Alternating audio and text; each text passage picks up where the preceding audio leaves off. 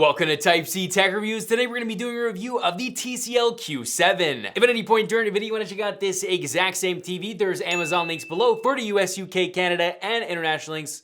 But let's jump into the review. Firstly, this comes in 4 different sizes. That's 55-inch, 65-inch, 75-inch, and 85 inches. It is nice that this comes in at that larger 85-inch size. Now, as for the panel type here, this is a VA panel. So the benefit of that is that you're gonna get a actually a very good native contrast ratio. So deeper blacks without local dimming. But the disadvantage to a VA panel is you're not gonna get as great of viewing angles. So when you move to the left or the right, viewing at an angle, the farther you go at an angle, the more the colors will wash out. All right, now let's talk about the OS and the remote. There's a lot of good things here, some things that are minor inconveniences. Firstly, this uses Google TV, which is my favorite OS for any smart TV. It's the prettiest, it works the best, it has everything you could possibly want, the animations are attractive, the colors look nice, you have basically all the apps you could want, AirPlay, screen mirroring, and you have Google Assistant built in, so you can ask Google Assistant to navigate somewhere or pull up this movie or search things for you. So that's really nice. Now, one note with the Q6 is that while the Q7 had a very fast processor, the Q6 has a slightly less fast processor. So there is some lagginess when you first boot it up from a standby mode. You will get some lagginess in the menu system. And if you're scrolling through apps super quick, it might skip a little bit. You're not gonna be waiting seconds for it to load, but you will have some skippiness that you just didn't have with the TCL Q7. So again, slight lag here, but not at all a deal breaker, or it shouldn't be if it is. Now for the remote, this is actually really good here. For this more like budget TV area or price point, this has the same remote as the TCL Q7, which I really liked. It looks more premium, it feels more premium, the buttons are really nice, it's fairly large but thin and modern looking. I really like it. The only difference between the Q6's and the Q7's remote is that the Q7 has backlit buttons, which is super nice at night. I absolutely love that. But the Q6 does not have the backlit buttons, but that's the only difference there. So that is really good that, well, they're giving you a more premium remote in a more budget TV. All right, but let's get into the panel itself. Let's talk about brightness and HDR.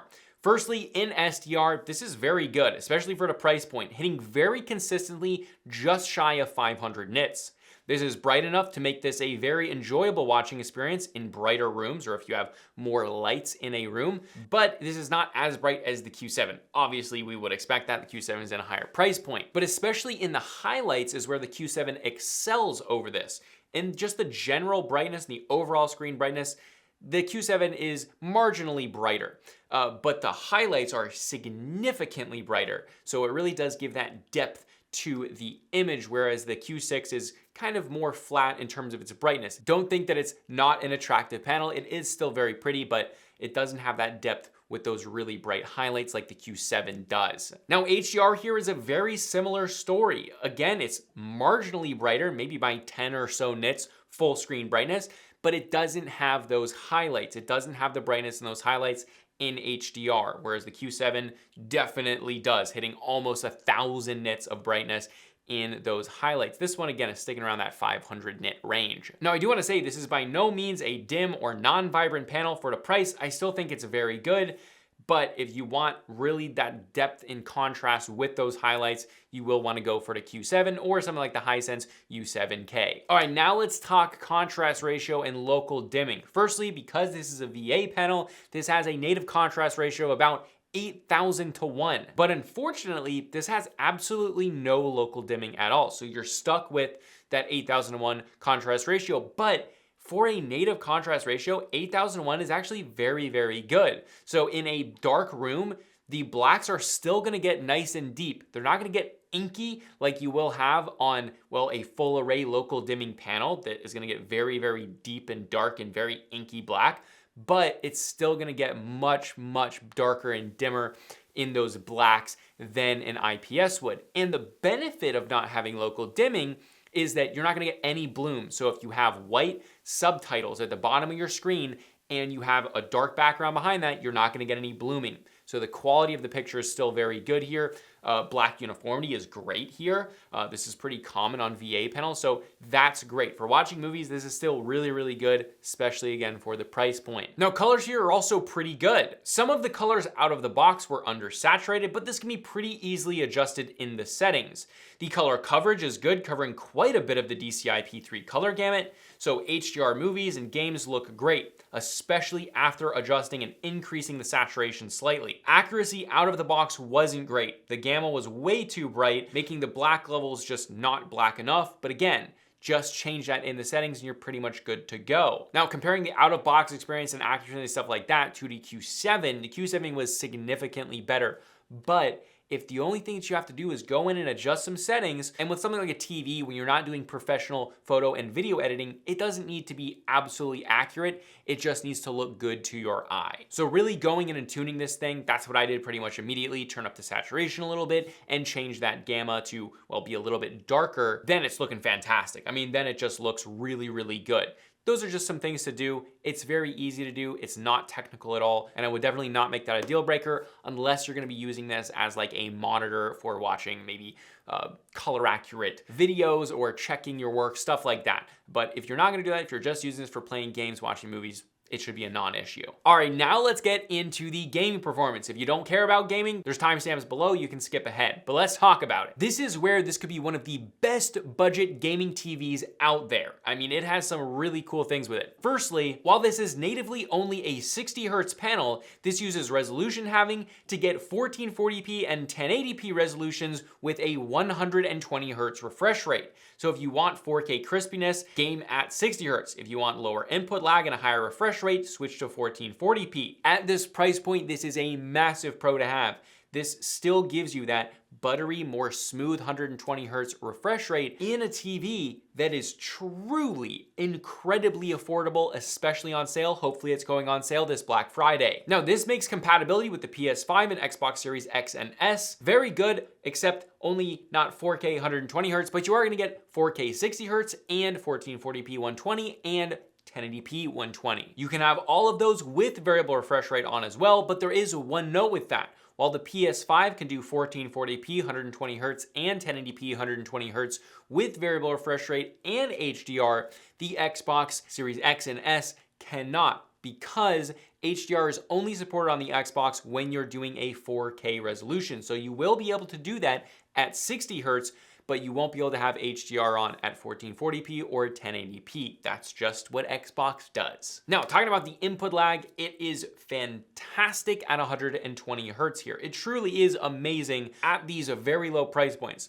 When you have 120 hertz, this has ALLM, which is auto low latency mode that comes on automatically, so you have very low input lag. If you want to use a PC, this input lag is low enough where you can genuinely use this as a monitor for a PC. So PC gaming on this, absolutely no problem. Again, you can do 1440p 120, 1080p 120, 4K 60. Although one thing to note here is that this does have a blue, green, red subpixel layout, so you will or you may have some text clarity issues if you're using Windows without getting a software. Small thing, but something to note. Now, lastly, with the gaming is ghosting. There is ghosting that's present here. It's definitely noticeable. Now, in brighter scenes, it is pretty much a non-issue at all. It's very hard to even tell that there's any ghosting, but when you get into darker scenes, there is some ghosting, there's color separation and some artifacting, but again, that's really only happening in those darker scenes. If that's gonna bother you a lot, you may wanna look at a different TV. It's definitely noticeable, and if you're really prone to being annoyed by ghosting, yeah, maybe consider something else. But at this price point, even with that ghosting in the darker scenes, I still think it's worth it. You're not gonna get everything at this price point, and I think it's giving you enough in terms of value, especially for gamers, for a gaming TV. Very, very nice. If you don't want that ghosting, go up to the Q7. There's a bunch of other TVs as well, but the Q7 does not have the same level of ghosting, artifacting, and color separation. All right, now let's talk about internal speakers. They are fine here. They're a little muffled, they get pretty loud, but like I always say, a set of cheap bookshelf speakers is always the way to go, and they're still gonna be 10 times things better than the internal speakers. So while they're definitely usable in a pinch, I wouldn't want to use these long term like most internal speakers. Now, ports here include 3 HDMIs, not 4, but 3, and these are all 2.0, although that's all that's needed for a 1440p 120Hz resolution, so no problems there. This then has one USB Type-A, an Ethernet cable, optical audio, composite in, and then a 3.5mm headphone jack, which I really appreciate having that headphone jack. That makes it easy to get cheap speakers and just plug them in really quick. Now, stand and build quality here is good. It feels sturdy. There are 2 mounting locations for the feet. The feet are plastic, but they look metal from a typical viewing distance. And the front fascia, like the front bottom fascia, looks premium and metal. I'm not sure if it is metal or if it's plastic that looks really, really good like metal, but it doesn't matter. It looks metal and it looks premium from the front. So really no complaints with the build. Vesa compatibility by size is 200mm by 300mm for the 55-inch, 300mm by 300mm for the 65 and 75-inch variants, and 600mm by 300mm for the 85-inch variant. But now we move on to the most important section of the video, price and value, and should you buy this TV? Well, firstly, this respectively comes in at $499.99, $699.99, $899.99, and $1,599.99 for the 55, 65, 75, and 85-inch variants. Now, I think at that price, that may be a little steep, but these are all currently on sale, with that 55-inch going from around $500 to on sale right now for around $350, and that pretty much stays consistent all the way up the size spectrum. For that price, this is an unbelievable TV, especially if what you want to do is gaming on this TV. Now, it's a great TV just to watch movies, but gaming specifically does really well. However, if this is more at that MSRP price where it's at $500, $700, $900, and $1,600, I would probably just go for the Q7, as it's not that much more money, but it's a whole lot more TV. But if you are getting the Q6 at that lower price point, so freaking worth it. Don't even hesitate. It's an unbelievable TV for that price. But again, if you want to check it out, there are Amazon links below for the US, UK, Canada, and international links. Check if it's on sale if you're watching this on Black Friday, because I'm assuming it's probably going to go on sale. And I don't know how much it's going to go on sale, but if it goes on sale, pretty much anything, it's really, really worth it. However, also consider the TCL Q7, as you're getting local dimming, higher brightness, better HDR, lower ghosting, 4K 120Hz, you're getting a lot more. So do also check if that one's on sale, if that's kind of in your price point. I'll also link that below. But this was Type C Tech Reviews, and I'll see you guys in the next video.